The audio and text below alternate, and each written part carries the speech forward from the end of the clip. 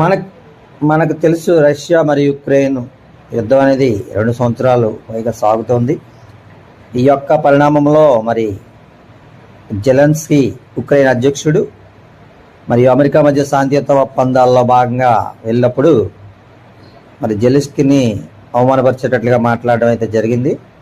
ఆ సమయంలో మనస్తాపం చెందినటువంటి జెలెన్స్కీ మరి ఈరోజు అదే జెలెన్స్కీ సాయం కోరుతోంది అమెరికా, ప్రత్యక్షంగాను పరోక్షంగాను. అదే మరి దాన్ని ఏమంటారంటే బండ్లు వాడలు అవుతాయి అంటారు.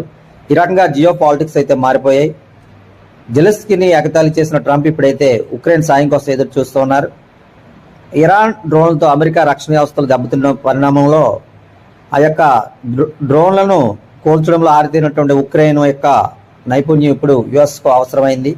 మిస్సైల్ కోసం అర్థించినటువంటి జెలెన్స్కీ నేడు అమెరికాకు రక్షణ వ్యవస్థ అందించే స్థాయికి చేరుకున్నారు. అందువల్లే ఎవరి సహాయము ఎప్పుడు అవసరం అనేది మరి చెప్పలేము. అందుకని ఎవరిని ఎక్కువగా తక్కువ అంచనా వేయకూడదు అనేటువంటి ఈ యొక్క వీడియో ద్వారా సందేశం అయితే తెలుస్తుంది. యుఎస్కు జెలెన్స్కీ సాయం కాలం కలిసి రావడం అంటే ఇదే. బండ్లు వాడలు అవుతాయి అనేది స్పష్టమైంది. జియో పాలిటిక్స్ అయితే చేంజ్ అవుతూ ఉన్నాయి. Thank you.